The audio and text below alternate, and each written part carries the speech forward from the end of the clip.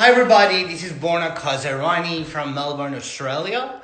I hope you're, I hope you're doing fine and still being patient. Today I'm going to have a conversation with Papay Solomon, who was born in Guinea in 1993. His mother having fled the First Liberian Civil War while she was still pregnant with him and crossed the border to neighbouring country on foot. Award-winning Phoenix-based painter and Liberian war refugee, Papay Solomon lives in space between two worlds. The world of his adopted home in America and that of his African heritage. His work bloody attempts to reconcile the two into a cohesive whole with an artistic vision tempered by his formal education in the West and at the same time widely live with a indelible imprint of his home country. Known for his painting of fellow members of African diaspora, Solomon recreates classic works of art with a modern spin. In his paintings, the faces of African immigrants are meticulously rendered with a reverence that echoes that grandeur of classic Western art. At age 5, growing political unrest forced Solomon and his family to once again relocate, this time from the Guinea city of Gueckedou to the refugee camps built several hundred miles away, where he would spend much of his childhood. At age of 14, Solomon migrated with his family to the United States, where he attended high school and then completed his secondary education at Herberger Institute of Design and the Arts at Arizona State University, receiving the honor of Outstanding Undergraduate of his class. In 2018, shortly after graduating from ASU, Solomon received the 2018 Friends of Contemporary Art Artist Grant Award from the Phoenix Art Museum and then Erni Cabat Award from Tucson Museum of Art. If you want to find out more about him, actually, after a conversation, you can go to his Instagram page and see who I'm going to have a conversation with. Now let me ask him to join me for a conversation.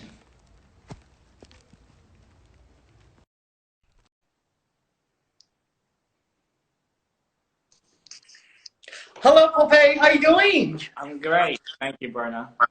That's okay. Thank you very much for being here today. I really appreciate that for your time. And I love your work. So before I'm going to start, would you like to say hi to those who are watching us? Hey, everyone. Thank you for taking your time to watch us have this conversation. Thank you. So your family, in particular, your mother was war survivors, and I'm sure you've been through a lot in your life. I'm a survivor myself, and that's why I'm so interested in your story. And I got tears in my eyes whilst I was reading your biography, and it was quite fascinating. Um, I want to know how much your mother's story affected you and the objects of your paintings. Well, my mother's journey, which in turn became my journey, informs my work pretty heavily. The painting that started this whole thing was a self-portrait that I completed in 2018 before graduating. And that painting, I used my mother's fabric that she had from back home to inform the piece. So, and that painting, in a way, directed me to what I'm doing currently with telling, young people of the African diaspora story through my paintings. So yeah, she influences my work a lot. Okay, yeah, I'm so proud of her really because it was very quite interesting. Peter, at the same time very interesting what she's been through. You as a refugee person who's extremely talented and strong, who's been through a lot in his life, which is so admirable. Now I want to ask you back to, I want to snap you actually back in those days when you were living the country in a very poor condition, very unsettled condition. Did you ever think that you're going to become a professional and successful artist, someone like who you are today? Tell me about that. I've always known that I wanted to become an artist ever since I was 5 years old. When I was 5 years old was around the time that we had to relocate to a refugee camp.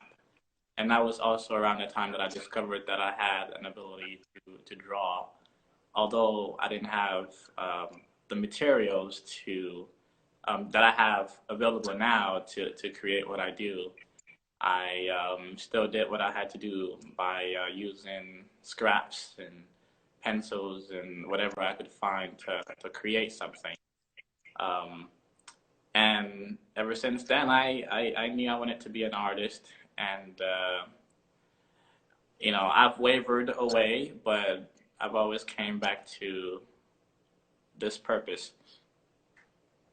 Well, when you were a little like boy, you always knew who you wanted to be. Am I right? Because Right. the whole probably condition situation that you were struggling with, or the whole family were struggling with, you always aim to want to become somebody who you are today.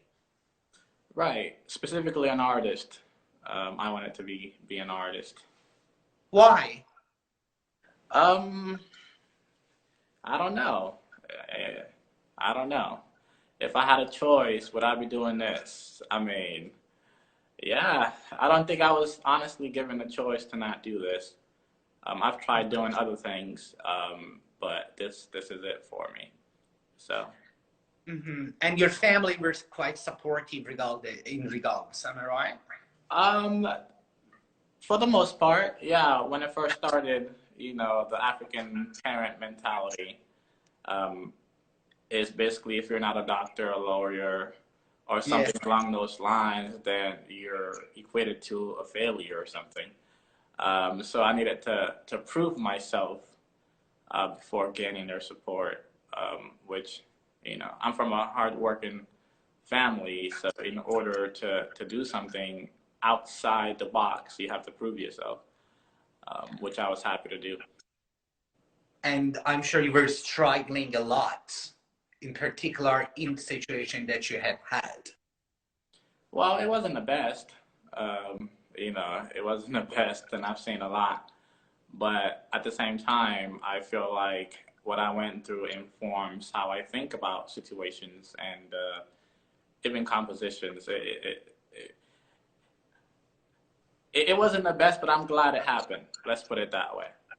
Exactly, exactly. Even you became more decided that I definitely want to become an artist, and that's what I assuming, you know. Well, I mean, yeah, I knew I was around 5. I discovered that I was gifted. So I had an ability that not most people did. So around that time, it was this thing that I held high as like a bragging right, and to use that to, get what I want in a in a way. So um, I've always just used that to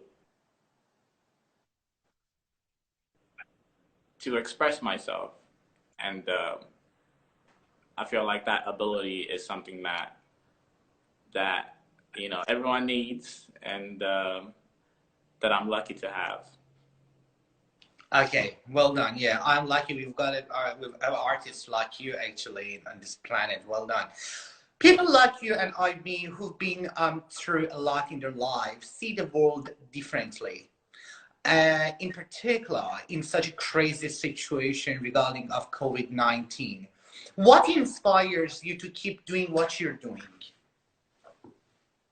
I'm inspired by the need to tell my story, number one. Number two, I'm also inspired by telling the stories of those that have walked similar paths as I have. I'm, the stories that I tell are not stories that are often readily available when you turn on the TV or, in mass media and things like that. So I've taken it upon myself to be part of the people who narrate that story honestly and truthfully, while doing it at a highly professional level. Okay, okay.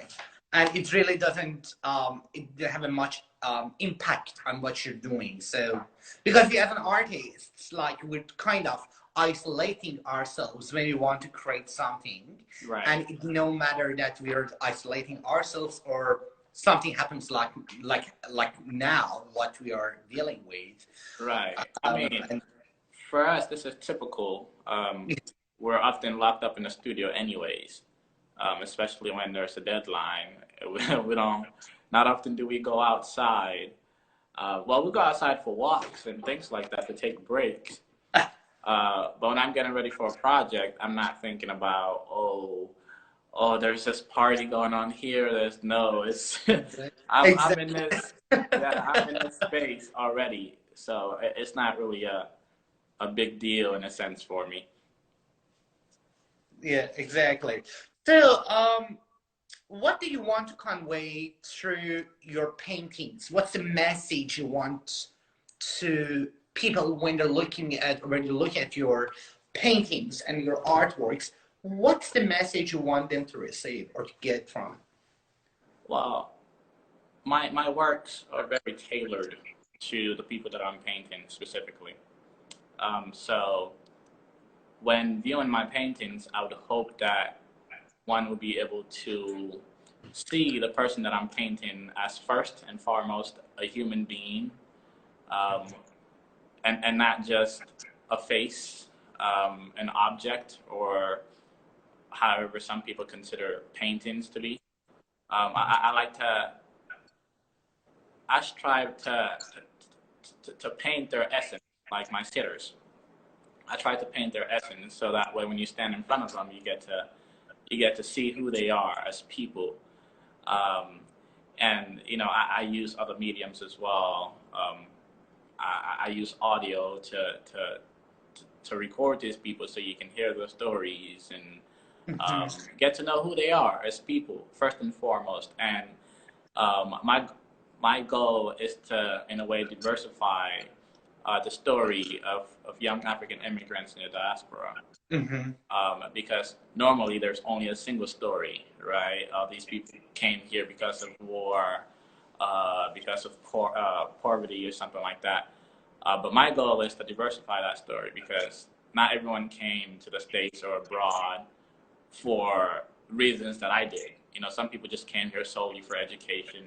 Some people came here for war. Some people came here for business and many other things.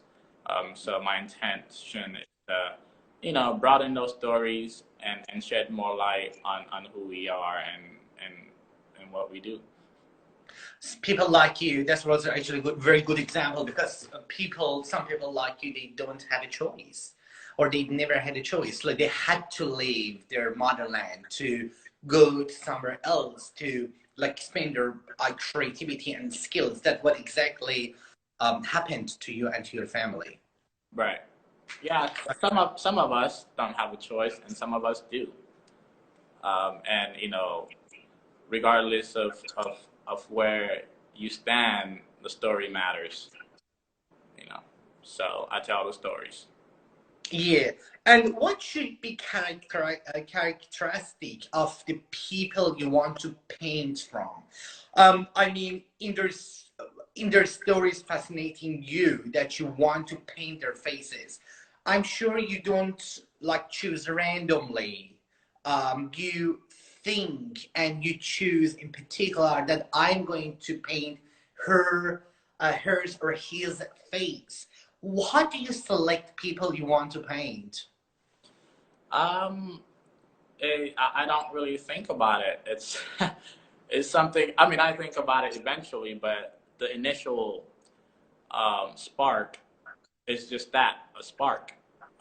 Let's say I meet someone for the first time, at a friend's house or at a party or something like that. There's just that instant spark something I just feel, and I'm just like, I just introduce myself and go from there. And Okay. and So usually, you don't go with their stories or like what they've been through. Like each one of those who has been chosen to be participate of your like paintings. You don't like if you want to paint someone's face, like think, okay, I'm interested in his story or what he or she has been through. That's why I want to paint of that person's face. well, I mean, the stories come eventually, but initially for me, it's usually just a connection. It's usually just a basic spark, and that spark leads to stories. And Yeah. let's just say the sparks that I've had haven't let me down so far, because the people that I've painted all have very interesting stories, Mhm. yeah, are very unique people. Yeah, that's what I meant by that. Like you don't like randomly choose. You think like, okay, that person's got an interesting story because there should be mutual feelings or mutual kind of experience that when you go and when you find that person or if it happens. So something from that person must um, relate it to you that you prefer to like paint that person's face, his character. Right, right. So when I was a child, I used to stutter, and what I would do was just observe things and just observe people. Just pay attention to how people walk and expressions and things like that.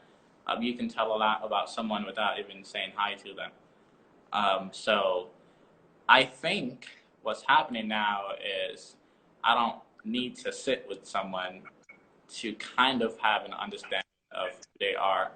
Um, when that sparks come, you know, You go with that. you just know there's something, and I follow my heart and I go for it, and yeah, it's that Okay. that simple. And then obviously after that we meet up for coffee or dinner or something like that, and I get to actually hear the story. Of Uh, course. and I've sat with a lot of people. I haven't painted everyone that I've sat with, but that initial spark just happens randomly. Of course. Of course. In your paintings, well, your paintings are spectacular and very colorful. Why do you use lots of colors in your paintings? Are you doing it intentionally? Like, Of course, I love color.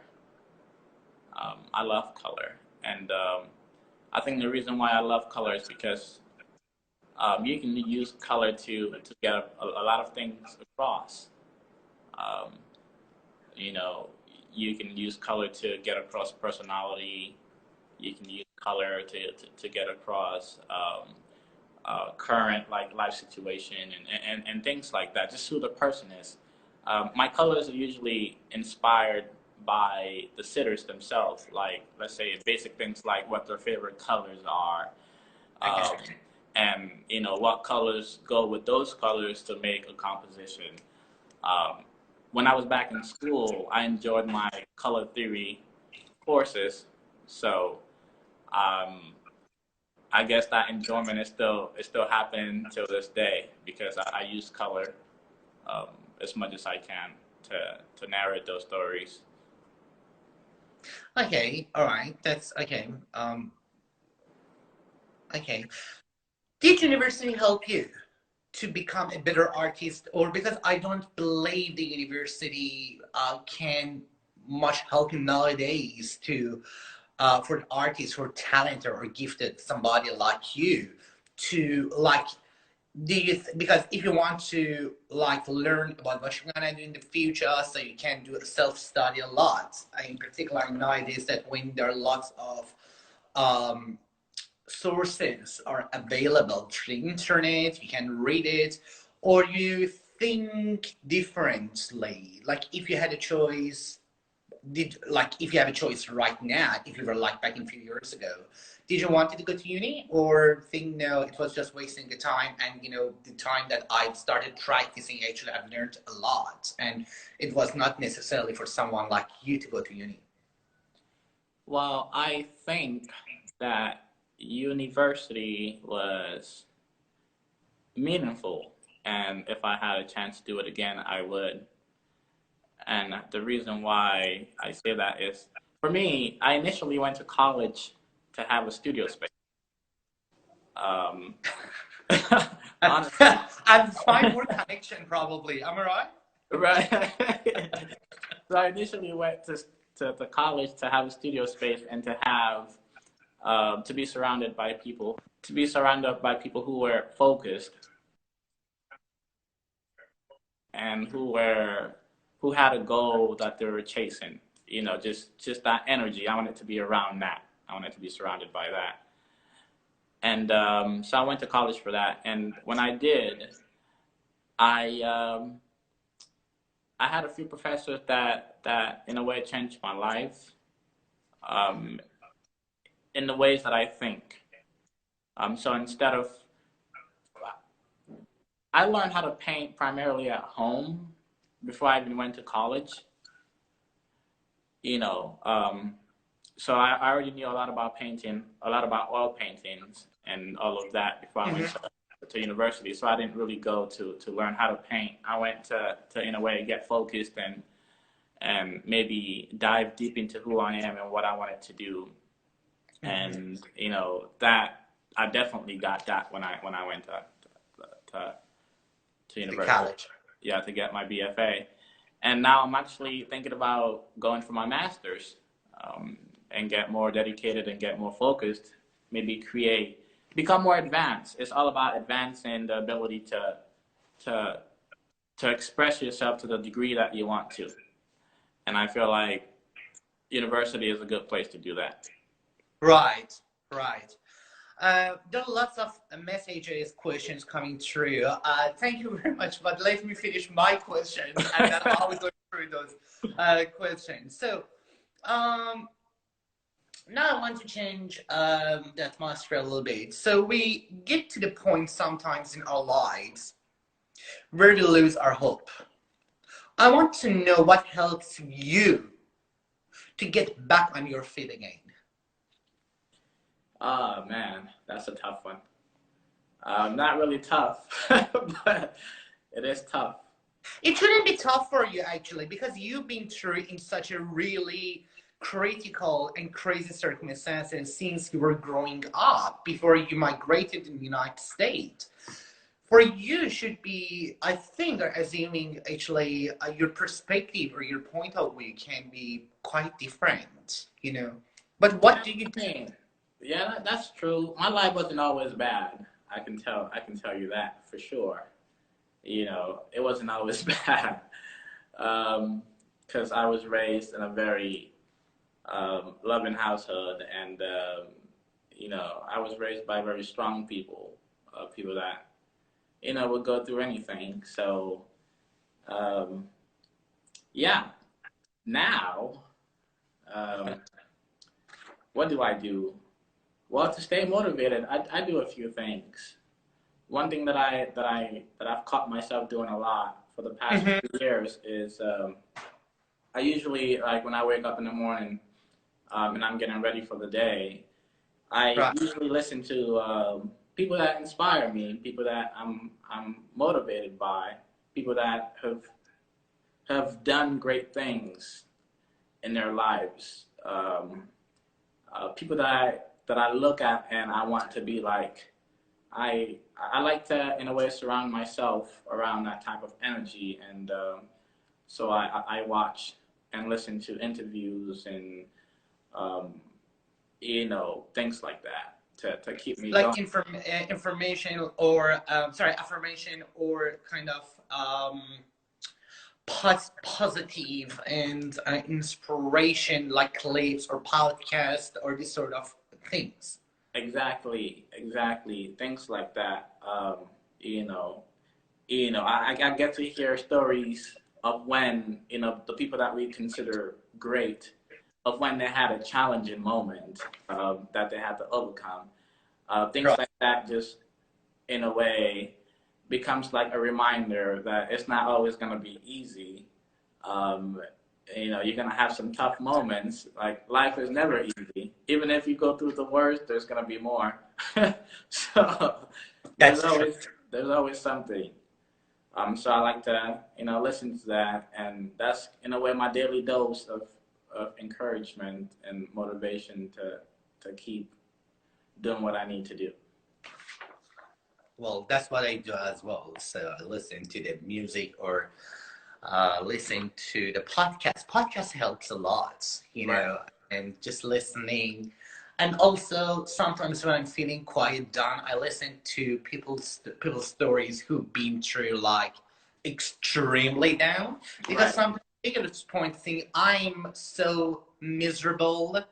I'm not who I wanted to be. I'm not who I wanted to be. And but when you listen to other people's stories, it's kind of motivates you. You know what I mean, or motivates you to get back to the reality again and be proud of who you are, and being more thankful for what you've got in your life rather what you don't. Right. Exactly. Exactly. And yeah, I've discovered that it's a huge source of motivation, especially during the times that I have a huge deadline and I have to push through a lot of work. And yeah, man, when you're getting those 4 hours of sleep, sometimes 5 hours, sometimes no sleep days, it can get a little rough. So you need something, and Of yeah, course. music and all of those things to I use those for sure.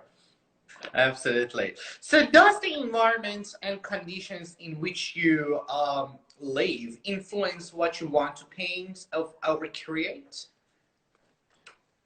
Um, yeah, my experiences, my environment. Yeah, indeed. I So when I came to the States, my environment completely changed because Tell me. I was back home, and it's a completely different lifestyle, um, not only economically but socially as well. You know, so there were a lot of things that I didn't know about the states that I discovered when I came to the States. Things, you know. So with So, you that, were quite a cultural shock. well, to a certain extent. Well, I mean, the first very, very major thing was um, how many white people that were surrounded, that were around me. Like, I had never been to, I've never been in an environment where there were more white people than black people. And being in Phoenix, Arizona, that's exactly what you get. Um, That's funny. Anyways. so that alone, and obviously there are a lot of different cultures in the States.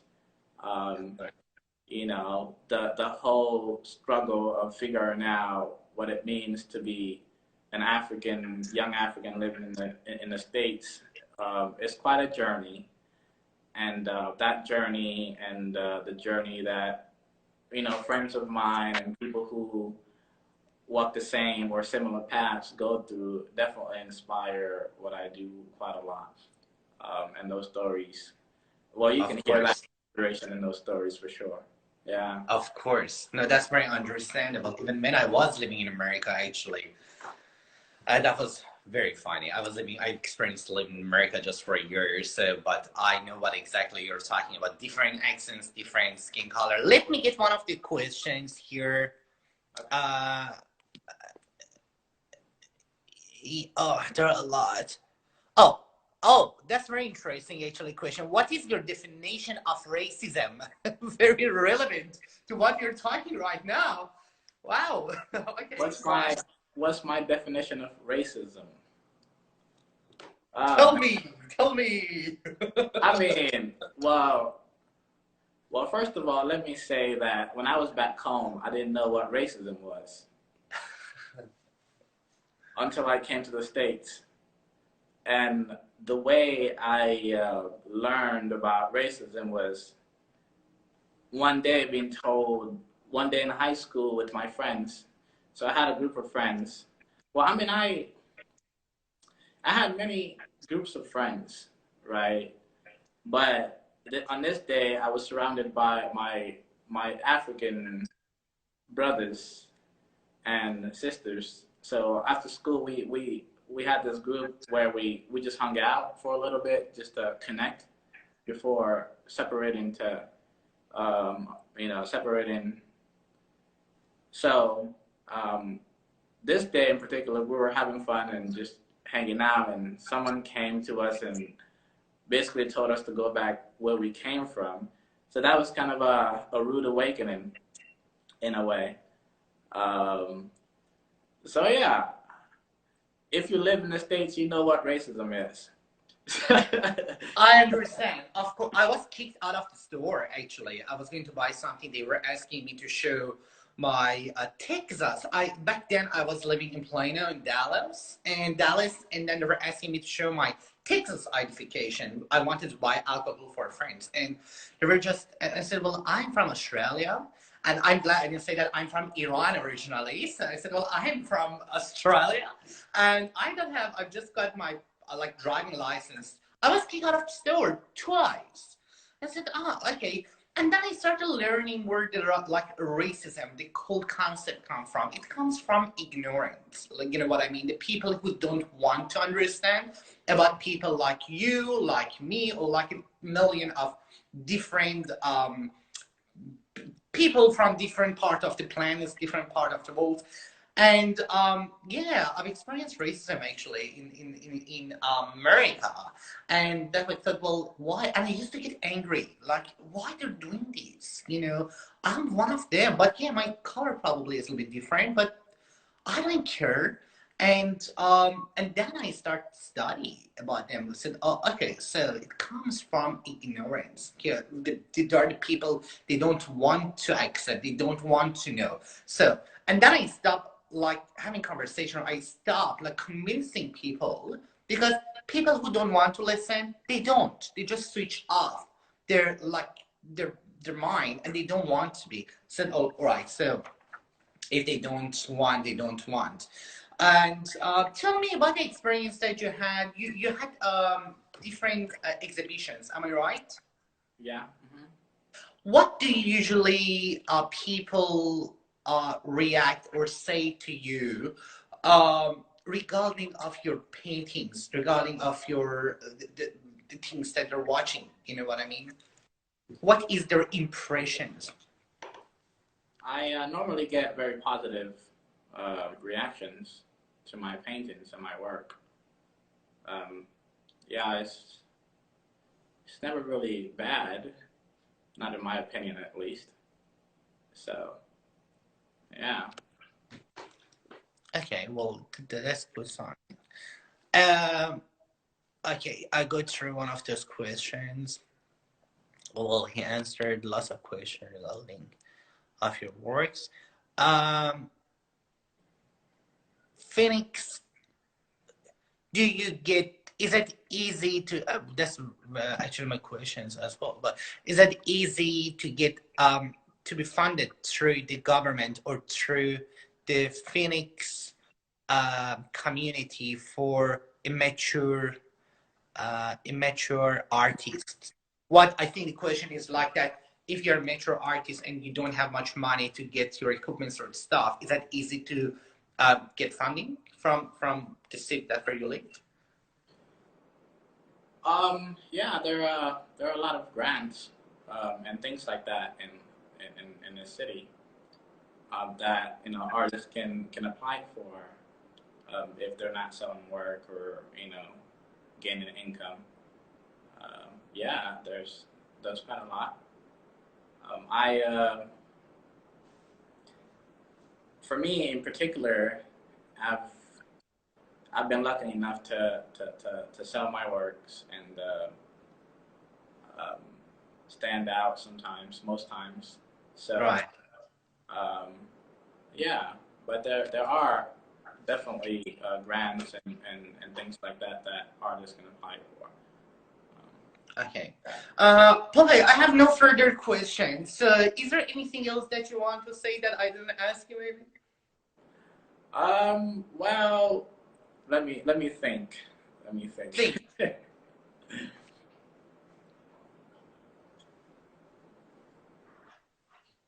Ah, when you it was interesting when your follower asked me that question about my definition of what racism is. Yes, tell me, tell me. And I guess racism is because I don't really think I defined exactly what racism was. Um, I guess if I had to define it, I would say is being treated like you don't belong. You what? Being treated like you don't belong. Yeah. For just the basis of your of your skin tone or your color or the language that you speak and things like that. It's when people look down on you solely because of that. Um, so far, that's what I've learned living in the States about the idea of racism. But then again, I'm not gonna get into it too much. But that's something we could definitely spend hours and hours talking about. You know. I can't completely understand what you're saying because that's how I feel. I'm living in Australia for 15 years and that's how I feel because um, I got to the point in my life that I felt I was completely lost because I haven't seen my family for 15 years myself. I cannot return to my motherland. Okay. And the last time I met my brother he was at the age of 17 and now he's almost 32. And they cannot easily come to Australia because the Iranian passport doesn't have much value after the revolution. Iranian revolution happened back in 1979. Um, I got to the stage in my life that I felt extremely lost, and I started thinking where I'm blind to, because I don't feel I'm blind to where I came from. People change. I never had a chance to like go back to my motherland, and also it was quite. This is something that we are living. I've been feeling that I don't feel I'm blind to Australia, neither to where I was born. You there?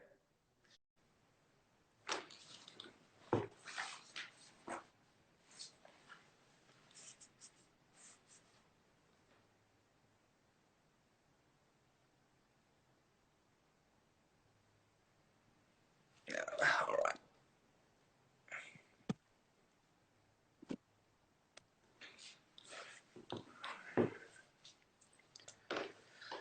Or just give another few seconds, see if he's going to be able to join me again.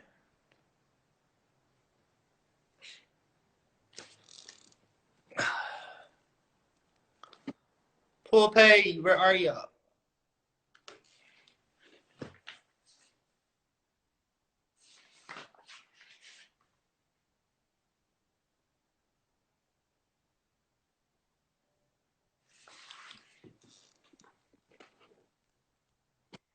All right. Seems I've lost him through the internet connection. Something happened probably to his phone because it was frozen.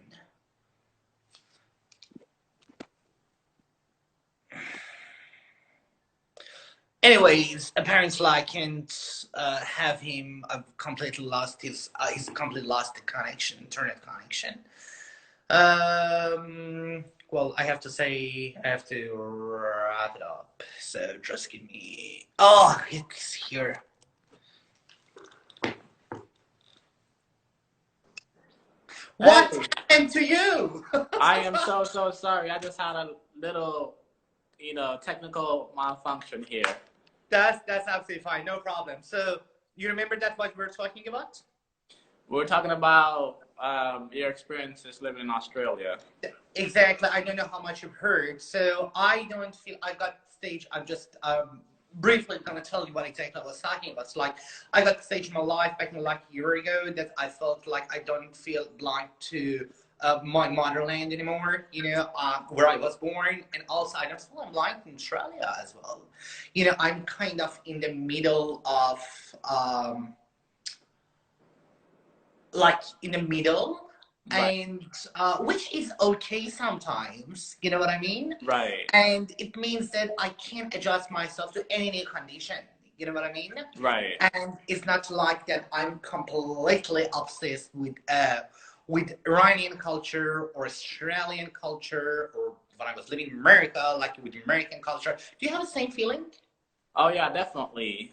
Those sentiments are definitely shared by myself and people that I paint.